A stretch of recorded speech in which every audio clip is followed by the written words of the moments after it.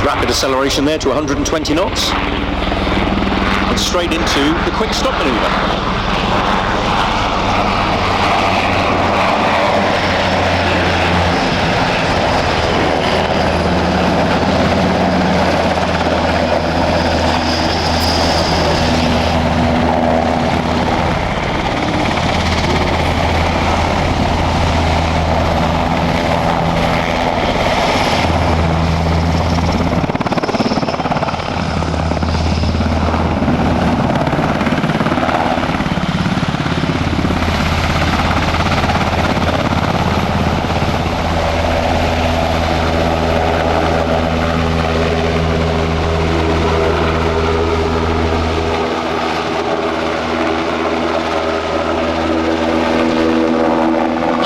Maximum power spiralling climb and pitching into almost 90-degree nose over. So that quick stop manoeuvre is not just for air shows, it's there, it has tactical utilisation. It minimises the amount of time that the aircraft is vulnerable whilst dropping stores or troops off in a battle space area. There are two main variants of the NH90. This, as I say, is the tactical transport helicopter, the TTH. There's also the Nato frigate helicopter, the NFH maritime version. And on top of that, the Sea Lion naval transport helicopter and Sea Tiger multi-role frigate helicopter, both of which have been bought for the German Navy.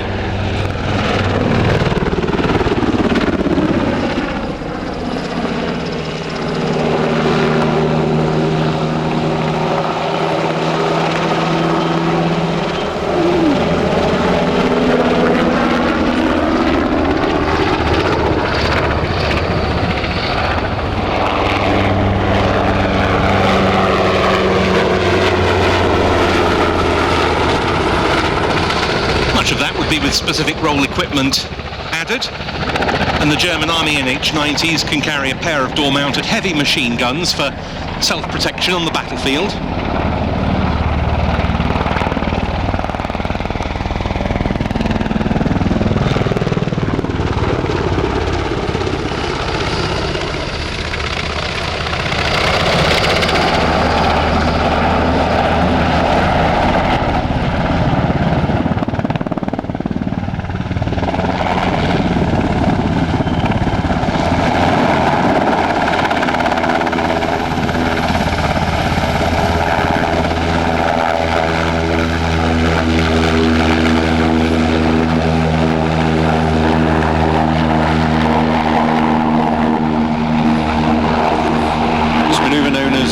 Sideward, aircraft going from 0 to 35 knots across. There's not many aircraft that can say that they can fly 35 knots to the left or to the right.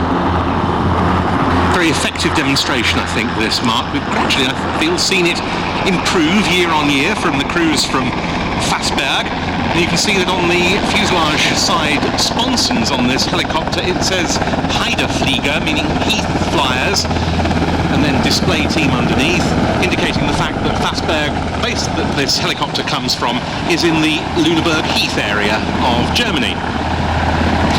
And the crew today is two pilots, Captains Markus Dörping and Martin Mikulajczyk.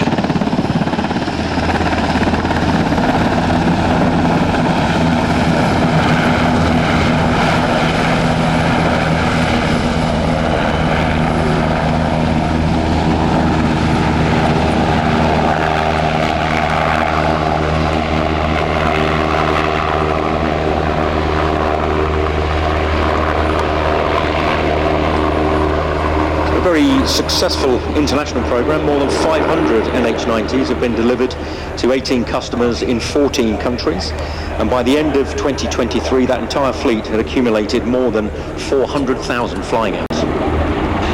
With the German Army, it replaced the Bell UH-1D Iroquois, the famous Huey.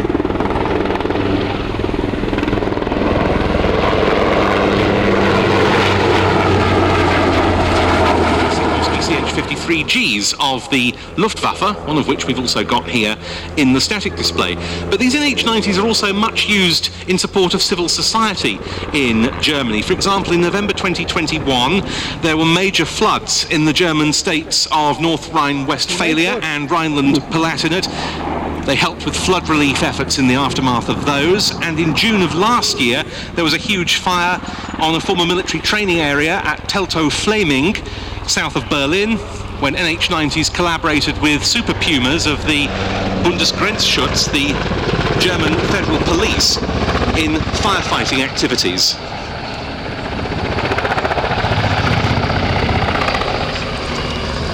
Two units of the German army, the Heeresflieger, is its aviation arm, operate the NH90 Transport Hubschrauber Regiment 10 at Fassberg, from which this one comes, and there's also Transport Hubschrauber Regiment 30 at Niederstetten.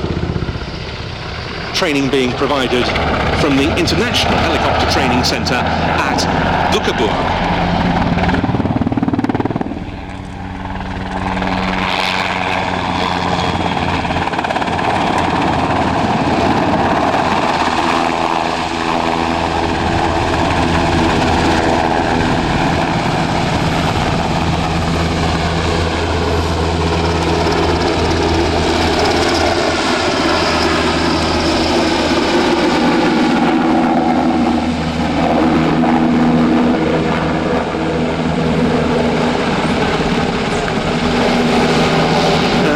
A medium lift helicopter, broadly similar to our Puma 2. I think the numbers speak for themselves. The external payload of this aircraft is 4,000 kilograms, which is twice that of the Puma. And the max takeoff weight is 11,000 kilograms, as opposed to 7,400 kilograms of the Puma 2. In addition to that, additional fuel and a 30% bigger range than the Puma really does show where helicopter technology has gone.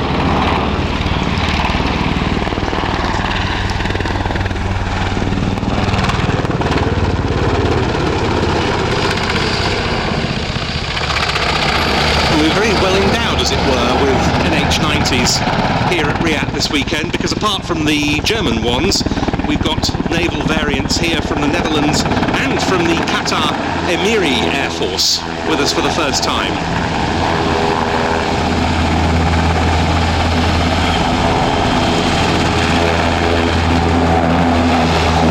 As they finish their display, you can see a big hand waving at you.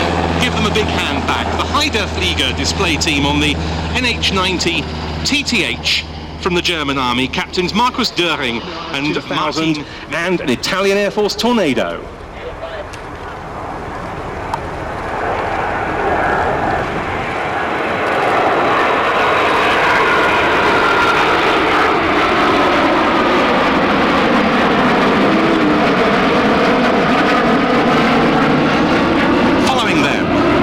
Nato's very own Boeing E3A Sentry AWACS.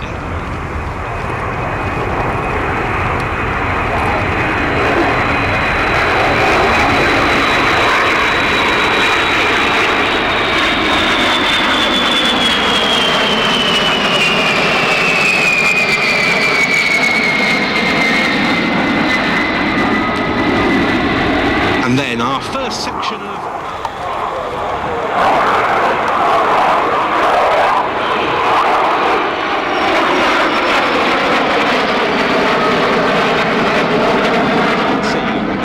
Air Force F-16AM.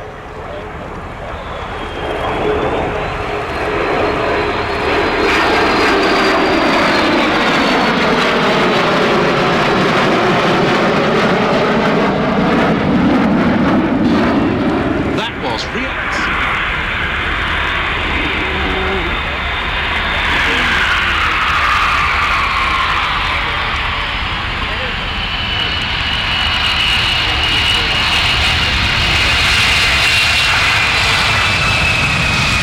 The RAF, of course, looking forward to the arrival in service of the E7 Wedgetail to replace the Sentry AW1 fleet.